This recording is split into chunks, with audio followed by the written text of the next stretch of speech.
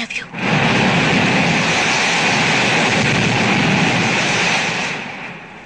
ఇంకొకసారి చెప్పు. I love you.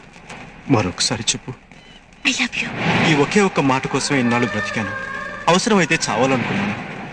ఈ ఒకే ఒక్క మాట కోసం నీ తోడే నా నీడగా, నీ ఊపిరి నా శ్వాసగా మిగలాలనుకున్నాను. కానీ ఈ ఒకే ఒక్క మాట కోసం ఈరోజు సర్వస్వాన్ని కోల్పోయి అనాథగా మిగిలిపోయాను. తల్లి కడుపులో ఉన్న బిడ్డ ఆడా మగ అని తెలుసుకోవడానికి కూడా 10 నెలలు చాలు. కానీ నీ మనసులో ఏముందో తెలుసుకోవడానికి నాకు 4 ఏళ్ళు పట్టింది. తప్పు నీది కాదు సంధ్య, నాది. ఎందుకంటే ఏ అమ్మాయి ప్రేమైనా ఒక గంటలో, ఒక రోజులో, ఒక వారంలో, ఒక నెలలో లేదా ఒక సంవత్సరంలో తెలిసిపోతుంది. కానీ 4 ఏళ్ళుగా నీ వెనకబడ్డ నేను మూర్ఖుడిని, పిచ్చివాడిని. ఈ పిచ్చిలో నేను ఒక్కనే కాదు, నాలాంటి ఎన్నో వేల మంది యువకులు వైజాగ్ జగదాంబ సెంటర్లో, బెజవాడ బెంచ్ సెంటర్లో, హైదరాబాద్ హ్యాబిట్స్లో, గుంటూరు జినా టవర్ సెంటర్లో, ఒకటేమిటి ఆంధ్రదేశంలోని ప్రతి ఊర్లోని ప్రతి సెంటర్లోనూ స్వచ్ఛమైన ప్రేమ కోసం పిచ్చి వాళ్ళే తిరుగుతున్నారు. వాళ్ళ గుండె పొరలో నిండి ఉన్న ప్రేమను ఏ ఆడపిల్ల అర్థం చేసుకోవడం లేదు. అయినా మీరంతా నిజమైన ప్రేమను నమ్మరు. ప్రేమించామని కబుర్లు చెప్పి కడుపు చేసి పారిపోతారే, వాళ్ళని నమ్ముతారు.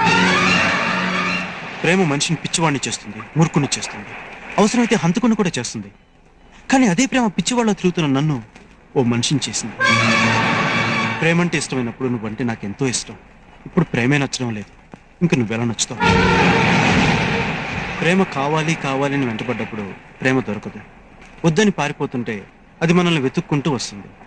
అయినా ప్రేమంటే వాడు తెలుసుకోకుండా చావడం కంటే తెలుసుకుని మర్చిపోవడం మంచిది. ఒక మనిషి జీవితంలో 4 సంవత్సరాలు చాలా విలువైన కాలం. ఆ కాలంతో పాటు చదువుని బాధ్యతల్ని వదిలేసి పెద్దల మాటని పెడచెవిని పెట్టి ప్రేమంటూ తిరిగి సర్వస్వాన్ని పోగొట్టుకున్నాను. ఆఖరికి కన్ను తండ్రికి తలకొరి పెట్టలేని దౌర్భాగ్యం అయ్యాను. ఇవన్నీ కోల్పోతేనే కానీ ప్రేమ నన్ను వెతుక్కుంటూ రాదంటే అలాంటి ప్రేమ నాకు అక్కర్లేదు.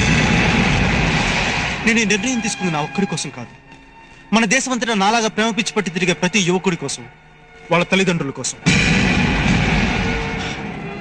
Good bye.